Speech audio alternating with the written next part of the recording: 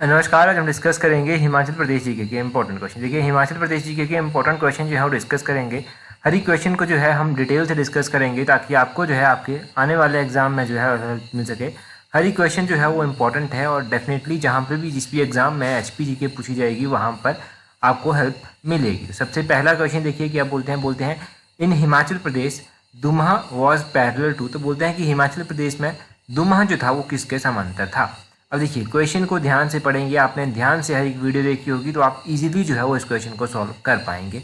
अगर तो आपने पढ़ा है सिर्फ क्वेश्चन ही पढ़े हैं तब आप इसको सॉल्व नहीं भी कर पा सकते। परंतु देखिए, दुम्हा की बात हो रही है ना, तो ये दुम्हा आंदोलन की बात हो रही है। अब दुम्हा आंदोलन जो था वो किससे रिलेटेड था, ये अगर आपको पता है तो क्वेश्चन सॉल्व हो गया आपका। अब देखो, ये जो दुम्हा आंदोलन था ना, ये कहाँ पर हुआ था? ये बुसहर रियासत में हुआ था। ये बुसहर रियासत में हुआ था और हुआ क्यों था, किससे ये रिलेट करता था? तो ये अगर आपने डिटेल में समझा है तो ये लैंड टैक्स जो होते थे, भूमि कर जो होते थे ना, उनसे ये रिलेट करता है। ऑप्शन बी सही आंसर है। एक बार फिर से डिटेल से बताऊंगा आपको ताकि याद रह जाए और एग्जाम में अगर पूछा जाए तो आपको फिर से जो है वो यहाँ पर नए नए पॉइंट जानने को मिले। अब देखो, बुसहर रियासत में होता है दुम्हा आंदोलन। इस रियासत में क्या होता है, इस रियासत में जब भी राजा के द्वारा जो था वो अपनी प्रजा के ऊपर जो था वो कोई भी इस तरह का कर लगा दिया जाता था जो उचित नहीं होता था, या जिसमें लोगों को लगता था कि उनके साथ अन्याय हो रहा है, तो वो उसका विरोध करने के लिए जो था वो क्या करते थे, अपने घरों को छोड़ देते थे और घरों को छोड़कर जो था वो पास के जंगल में चले जाते थे, वहाँ पर वो रहना स्टार्ट कर देते थे। अब घरों को छोड़ देते थे तो वो अपनी खेती बाड़ी भी जो था वो छोड़ देते थे, तो खेती बाड़ी का काम जो था वो ठप हो जाता था, खेत यहाँ से बंजर हो जाते थे और यहाँ से क्या होता था, राज्य जो होता था उसको भी जो था वो बहुत नुकसान जो था वो पहुँचता था। तो इस तरह से जो था वो दुम्हा आंदोलन जो था वो होता था। और दुम आंदोलन जो ये होता था ना, ये बुसहर रियासत में हुआ 1859 में जो था वो हुआ। इसका मुख्य केंद्र जो था वो बनाया गया था रोहड़ू को। अब इस आंदोलन को या फिर इस तरह की प्रथा को समाप्त किया जाए, ये बहुत बड़ी बात थी। इसको समाप्त करने के लिए ब्रिटिश सरकार का हस्तक्षेप इसमें ज़रूरी था, तो उन्होंने यहाँ पर हस्तक्षेप किया। उस दौरान शिमला के जो डिप्टी कमिश्नर हुआ करते थे विलियम हे हुआ करते थे और बुसहर के जो राजा हुआ करते थे वो शमशेर सिंह हुआ करते थे। इन्होंने आपस में बातचीत करके जो था वो इसको समाप्त करने के लिए रास्ता निकालने की बात जो था वो कही गई और जो कुछ मांगे यहाँ पर रखी गई थी अंत में माननी पड़ी और इस तरह से था ये आंदोलन खत्म हुआ था। तो ये आपने इस आंदोलन के बारे में याद रखना है कि लैंड से रिलेटेड है, क्या इसमें होता था और कब ये हुआ था। इस तरह की बातें अगर पूछी जाए, कौन उस टाइम शिमला का डिप्टी कमिश्नर था, कौन उसमें बुसहर का राजा था, ये सारे इंपॉर्टेंट पॉइंट यहाँ से निकलते हैं। अगला क्वेश्चन देखें, बोलते हैं doctor Umesh Kumar Bharti awarded Padmashri award in 2019 in which field. Doctor Umesh Kumar Bharti जो है ना, ये हिमाचल से संबंध रखते हैं, तब हम इनकी बात जो है वो कर रहे हैं। अब बोलते हैं कि इनको जो था वो पद्मश्री अवार्ड दिया गया था। पद्मश्री अवार्ड इनको 2019 में दिया गया था, ये भी यहाँ पर बता दिया गया है। परंतु आपको क्या बताना है, आपको बताना है कि कौन सी फील्ड में जो था ये पद्मश्री अवार्ड जो था वो इनको दिया गया था। अब इनको ये पद्मश्री अवार्ड 2019 में दिया गया डॉक्टर उमेश कुमार भारती को, और इनको जो था ये अवार्ड दिया गया मेडिसिन की फील्ड में। कौन सी फील्ड में? मेडिसिन की फील्ड में दिया गया। ऑप्शन बी जो है वो सही आंसर हो जाएगा। अब हिमाचल के कुछ ऐसे दिग्गज, कुछ ऐसी पर्सनैलिटीज़ हैं जिनको पद्मश्री अवार्ड जो है वो मिल चुके हैं अभी तक। परंतु हम देखो, ऐसा नहीं है कि जो लेटेस्ट वन मिला है वही इंपॉर्टेंट है, जो पहले मिल चुके हैं वो भी जो है वो इम्पोर्टेंट है। अभी हमने डॉक्टर उमेश कुमार भारती के बारे में बात की, ये हिमाचल से संबंध रखते हैं, मेडिसिन की फील्ड में इनको अवार्ड दिया गया। अगर लेटेस्ट वन आप जानेंगे तो 2023 में श्री नेक राम शर्मा को दिया गया और इनको जो था वो एग्रीकल्चर में इन्होंने अच्छा काम किया उसके लिए इनको दिया गया। उसके बाद पहले आपने सुना था कि 2022 में जो था वो लिटरेचर और एजुकेशन की फील्ड में जो था वो श्री विद्यानंद सरीख को जो था वो दिया गया था, इन्होंने काफ़ी अच्छा काम किया था। ललिता वकील चंबा की थी, इन्होंने आर्ट की फील्ड में चंबा रुमाल को लेकर अच्छा काम किया था, तब ललिता वकील को 2022 में ही ये अवार्ड मिला था। और बाबा इकबाल सिंह जी जो थे, इनको मरणोपरांत ये दिया गया था 2022 में, सोशल वर्क के लिए इनको दिया गया था। ये तो हो गए 2022 का। 2019 का आपने जान लिया। और भी अगर कोई ऐसा जाना माना नाम अगर कोई है तो करतार सोनके का नाम आपको पता होना चाहिए। इनको आर्ट की कैटेगरी में 2021 में जो था ये अवार्ड दिया गया था। मुसाफिर राम भारद्वाज का नाम आपने सुना होगा, इनको भी आर्ट की श्रेणी में दिया गया था और 2014 में इनको ये अवार्ड दिया गया था। तो ये हिमाचल के कुछ अवार्डी हैं जिनको पद्मश्री अवार्ड जो है वो मिल चुका है। हम सिर्फ और सिर्फ पद्मश्री अवार्ड की अभी बात कर रहे थे। और देखो, श्री ब्रज कुमार नेहरू हैं, ब्रज कुमार नेहरू को जो था वो पद्म विभूषण दिया गया था। पद्मश्री के अलावा पद्म विभूषण भी जो है वो आपने जान लिया कि पद्म विभूषण भी जो है वो मिल चुका है। तो ये कुछ अवार्डी मैंने आपको बता दिए, इनके नाम, इनका एक लिस्ट आप प्रॉपर तैयार रखें, जब भी पूछी जाए एग्जाम में तो आपको पता होना चाहिए। अब यहाँ से हम 2023 के जो पद्मा अवार्डी विनर है ना, जिनको पद्मश्री अवार्ड दिए गए, पद्म विभूषण दिया गया, पद्म भूषण दिया गया, उनकी बात कर लेते हैं कि किस किस कैटेगरी में जो था वो कितने अवार्ड जो था वो दिए गए और टोटल अवार्ड कितने दिए गए। ये एक लिस्ट आपको पता होनी चाहिए, क्योंकि 2023 की है तो current affair point of view से बहुत इंपॉर्टेंट ये हो जाती है।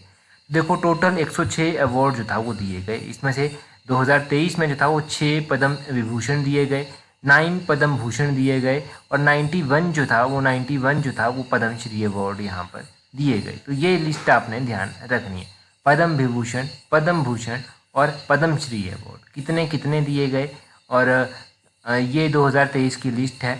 अब इसको आप याद रखें, ये नहीं भूलनी चाहिए। चलिए जी, 106 एक्यूरेट नंबर याद होना चाहिए, 106 से 107 और 105 याद ना रखें, 106 का 6 ही याद रखें। अगला क्वेश्चन है हमारे पास, बोलते हैं Kinnaur was merged in Himachal Pradesh as the dash district. तो बोलते हैं कि किन्नौर हिमाचल प्रदेश में इसका विलय हुआ था, तो कौन से नंबर के डिस्ट्रिक्ट के रूप में इसका विलय जो था वो हिमाचल प्रदेश में हुआ था। अब देखो किन्नौर हिमाचल प्रदेश का एक डिस्ट्रिक्ट है जो महासू से जो था वो अलग हुआ था, या आप यूँ कहिए कि किन्नौर जो था वो महासू जिले से चीनी तहसील से अलग हुआ और किन्नौर नाम इसका पड़ गया। ये हिमाचल प्रदेश के छठा डिस्ट्रिक्ट जो था वो बना था, 6th नंबर का डिस्ट्रिक्ट जो था वो बना था। ऑप्शन सी सही आंसर है।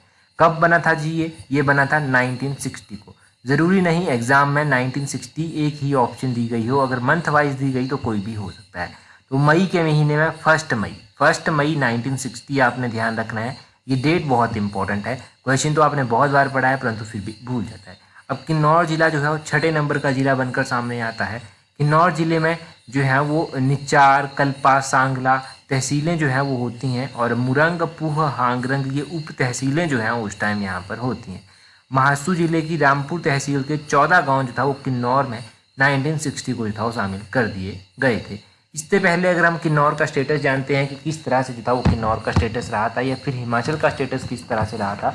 15 अप्रैल 1948 को जब हिमाचल प्रदेश का गठन होता है तो उस दौरान हिमाचल प्रदेश के सिर्फ और सिर्फ 4 जिले होते हैं, और 4 जिलों के अलावा जो है यहाँ पर ये 4 जिले जो हैं वो हिमाचल प्रदेश की छोटी बड़ी रियासतों को मिलाकर जो है वो बनते हैं। 4 जिलों में चंबा आता था, मंडी आता था, मंडी के अलावा जो था वो यहाँ पर सिरमौर आता था और महासू आता था। तो ये छोटी बड़ी रियासतें थी। ये कितनी रियासतें थी? टोटल 26 जो था वो छोटी बड़ी रियासतें थी शिमला हिल स्टेट्स की, इनको मिलाकर जो था ये बनाए गए। और आपने क्या ध्यान रखना है यहाँ से कि उसके बाद 5वें नंबर का जिला कौन बना, क्योंकि मैंने तो आपको 4 ही बताए। 5वें नंबर का जिला यहाँ पर आकर बिलासपुर जो है वो जुड़ता है। बिलासपुर जो है वो हिमाचल प्रदेश में कब जुड़ता है 5वें नंबर के जिले के रूप में? देखो बिलासपुर का विलय हिमाचल प्रदेश में होता है 5वें नंबर के जिले में 1954 को, और 1954 को जो है वो बिलासपुर 5वें नंबर का जिला बन जाता है। इस तरह से बिलासपुर जो था वो यहाँ पर मिल गया आकर, और इस तरह से हिमाचल का निर्माण होता है। फिर तो अलग अलग जिले जो था वो यहाँ पर जुड़ते गए, और टोटल नंबर ऑफ डिस्ट्रिक्ट यहाँ पर प्रेजेंट टाइम में 12 है। 1971 को जो था वो 25 जनवरी थी, 25 जनवरी 1971 को हिमाचल प्रदेश को पूर्ण राज्य का दर्जा जब दिया गया, तो इस तरह से अलग अलग डिस्ट्रिक्ट जुड़े यहाँ पर आकर, और 12 डिस्ट्रिक्ट यहाँ पर हो गए उसके बाद। और 18वें नंबर का जो स्टेट था हिमाचल जो था वो बना था ऑल ओवर इंडिया में। आगे बोलते हैं विच valley of Kinnaur is connected with Uttarakhand with several passes. तो बोलते हैं किन्नौर की कौन सी घाटी जो है वो उत्तराखंड के साथ जो है वो कई मार्गों से जुड़ी हुई है। तो डिफरेंट जो पासेज आते हैं वहाँ से ये कि उत्तराखंड के साथ जो है वो हिमाचल को जोड़ते हैं। बसपा वैली जो है ये इंपॉर्टेंट रोल जो है यहाँ पर प्ले करती है। ऑप्शन बी सही आंसर है। बसपा वैली को जो है वो सांगला वैली के नाम से भी जाना जाता है, और सांगला घाटी ध्यान रखना है आपने कि ये 1830 मीटर से लेकर 3475 मीटर तक जो है वो इसकी ऊंचाई है, अगर ऊंचाई पूछी जाए। और सांगला घाटी या फिर बसपा घाटी का सबसे ऊंचा गांव जो है वो छितकुल गांव जो है वो यहाँ पर आता है। यहाँ पर कामरू गांव आता है इस घाटी में, जो मुख्य प्रमुख गांव यहाँ का माना जाता है। एक बसपा एक नदी भी है, तो बसपा जो है वो सतलुज की सहायक नदी जो है वो आगे चलकर बनती है।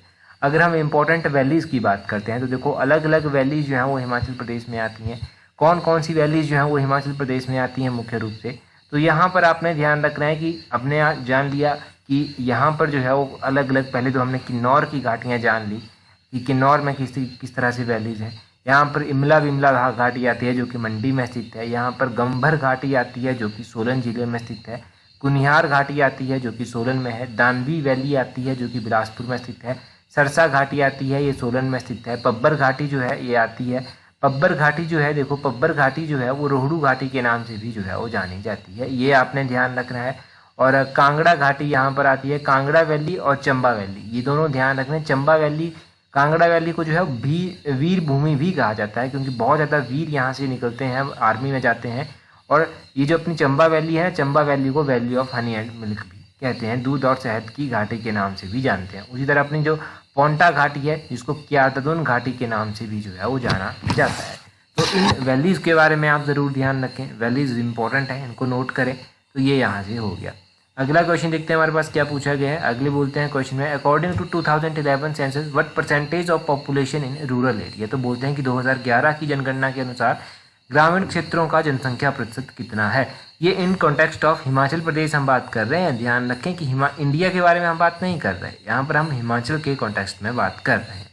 2011 की जनगणना के जितने भी नोट्स आपने अभी तक बनाए हैं ना, वहाँ पर इस क्वेश्चन को ऐड ज़रूर कर लें अगर ये क्वेश्चन आपके पास एडिड नहीं है। इंपॉर्टेंट क्वेश्चन है, मोस्ट एक्सपेक्टेड है कि पूछा जाएगा।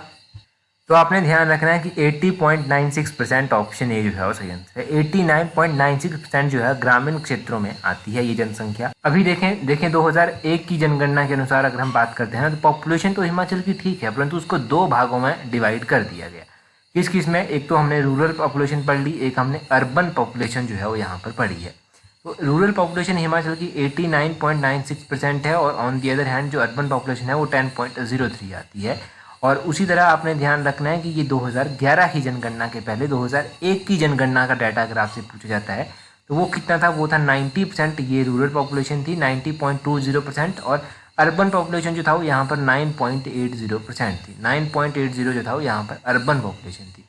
उससे पहले भी 1991 में जब सेंसस हुआ तब 91% जो था वो 91.31% जो था वो रूरल पॉपुलेशन आई, और 8.69% जो था वो यहाँ पर अर्बन पॉपुलेशन जो है वो आती है।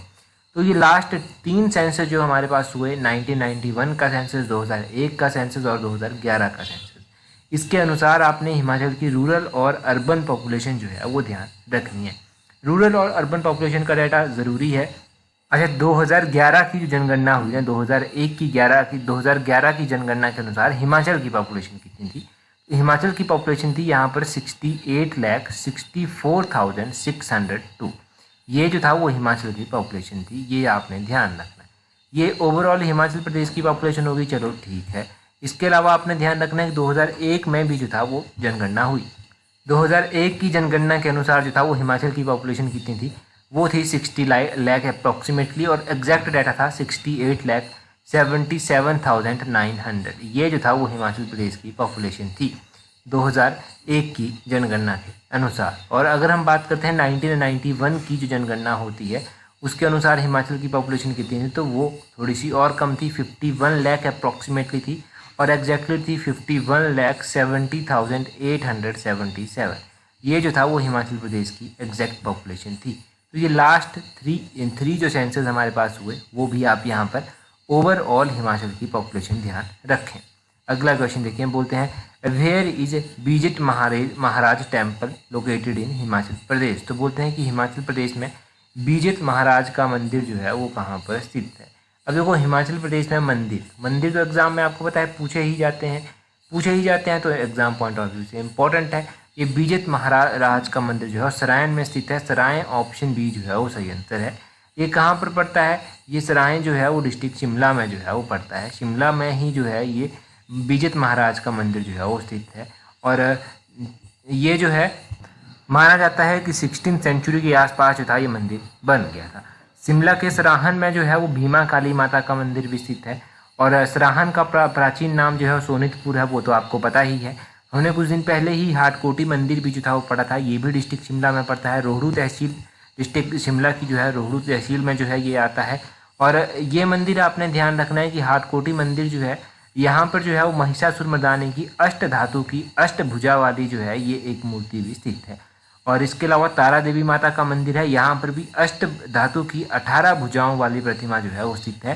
तारा देवी मंदिर जो है ये भी डिस्ट्रिक्ट शिमला में स्थित है। कालीबाड़ी मंदिर है जिसको श्यामला माता का मंदिर भी कहा जाता है, ये भी शिमला में स्थित है। मैंने नीरथ में पूछा गया है आपसे कई बार मैंने कि नीरथ में कौन सा मंदिर है, तो वो सूर्य मंदिर नीरथ में स्थित है और ये हिमाचल का इकलौता सूर्य देव का मंदिर है और भगवान सूर्य को जो है ये समर्पित है। संकट मोचन मंदिर जो है ये बाबा नीम करोली जी महाराज के द्वारा शिमला में बनवाया गया था 1926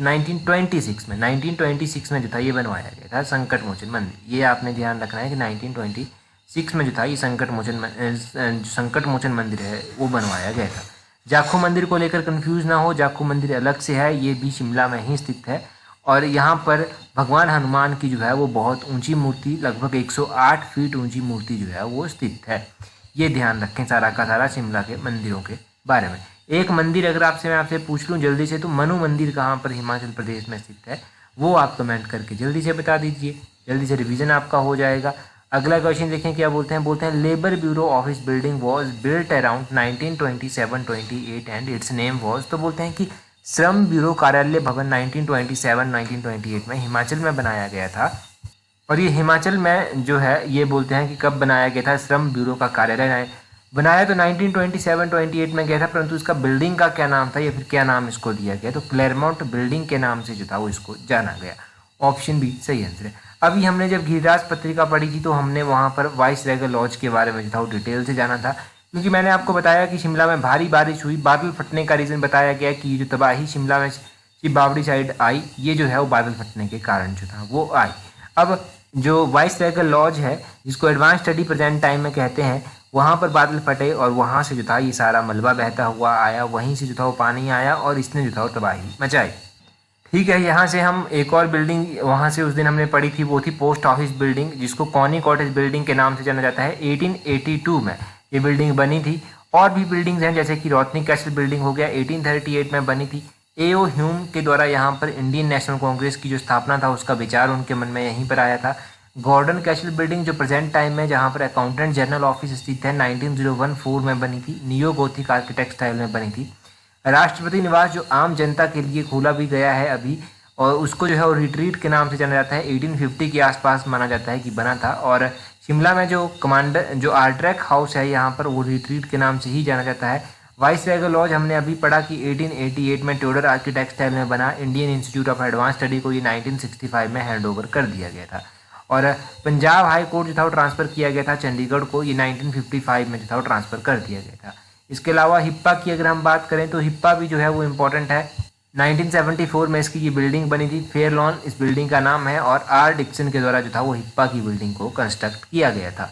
तो बिल्डिंग्स भी लगभग आपने रिवाइज कर ली, ये लगभग इंपॉर्टेंट बिल्डिंग्स हैं। अगला क्वेश्चन जो है वो देखते हैं क्या बोलते हैं in which year was the Una tehsil transfer to Himachal Pradesh. देखो ऊना तहसील को हिमाचल में कब ट्रांसफ़र किया गया था, क्या मतलब हुआ इस क्वेश्चन का, क्यों ये क्वेश्चन पूछा गया इस तरह का। पहले तो आंसर जान लो, 1966 में जो था वो ऊना तहसील को हिमाचल में ट्रांसफ़र किया गया था। ऑप्शन ए सही आंसर है। ये 1966 से पहले ना ऊना जो था वो पंजाब के होशियारपुर ज़िले की तहसील जो था वो हुआ करती थी, और फिर इसे 1966 में हिमाचल को ट्रांसफ़र कर दिया गया और 1966 से लेकर 1972 तक ये कांगड़ा जिले का भाग रहा और 1972 में फिर ये अलग जो है वो एक डिस्ट्रिक्ट के रूप में जो था वो बना। और ऊना शहर की नींव जो था वो बाबा कलाधारी के द्वारा जो था वो रखी गई थी। ये तो ऊना की सारी हिस्ट्री हो गई, परंतु जो इसकी एडमिनिस्ट्रेटिव हिस्ट्री है वो आपने जान ली। इसकी जो हिस्ट्री है ना वो इस तरह से है कि ये जसवां का जो प्रेजेंट टाइम में जो ऊना है ना वो जसवां रियासत का भाग जो था वो हुआ करता था किसी टाइम, और जसवां रियासत जो था ये कांगड़ा रियासत की एक प्रमुख शाखा जो था वो हुआ करती थी, या प्रशाखा इसको कह लीजिए, ये हुआ करती थी। जसवां रियासत की स्थापना जो था वो कांगड़ा के जो शासक हुआ करते थे कटोच वंश के पूरब चंद, इनके द्वारा जो था वो की गई थी। तो ये ऊना की स्थापना के बारे में हो गया, जसवां की स्थापना के बारे में हो गया, किस तरह से ऊना की नींव किसके द्वारा रखी गई वो भी आपने जान लिया। अगला क्वेश्चन है बोलते हैं in which year first agitation was made by the people of Bhattiyat against the begar and unjust revenue collection.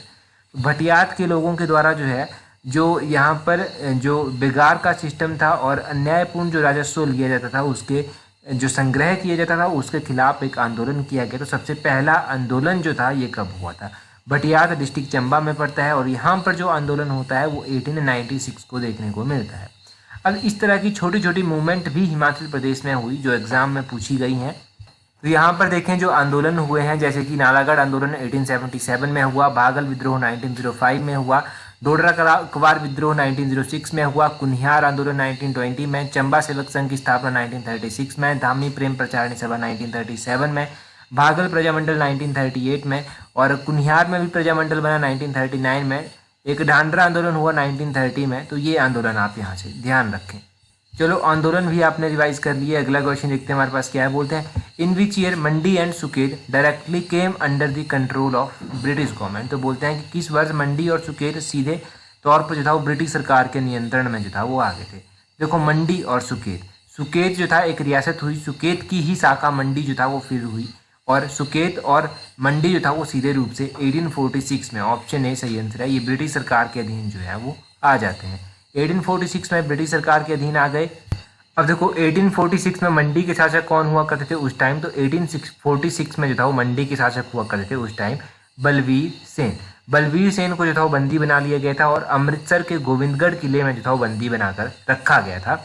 और ये 1840 की बात है वैसे, और 1846 में ब्रिटिश सरकार के अधीन जो है ये रियासत आ जाती है। जब बलवीर सेन को 1840 में जो था वो बंदी बनाया गया था और अमृतसर के गोविंदगढ़ किले में रखा गया था, तो ये सिखों के द्वारा किया गया था। जो महाराजा रणजीत सिंह के पोते ननिहाल सिंह थे, उन्होंने जो था वो ये इसके लिए सेना भेजी थी, और मंडी के कमलागढ़ किले पर भी जो था वो बाद में इन्होंने कब्जा कर लिया था। और सुकेत रियासत की बात करें तो 1846 में सुकेत रियासत के शासक जो था वो राजा उग्रसेन हुआ करते थे, और 1846 में सिखों के सिख जो थे ना उनको राज्य से निकाल दिया गया और ब्रिटिश सरकार के अधीन जो था ये आ गई थी, और पूर्ण रूप से ब्रिटिश सरकार के अधीन फिर ये रियासत जो है वो आ जाती है।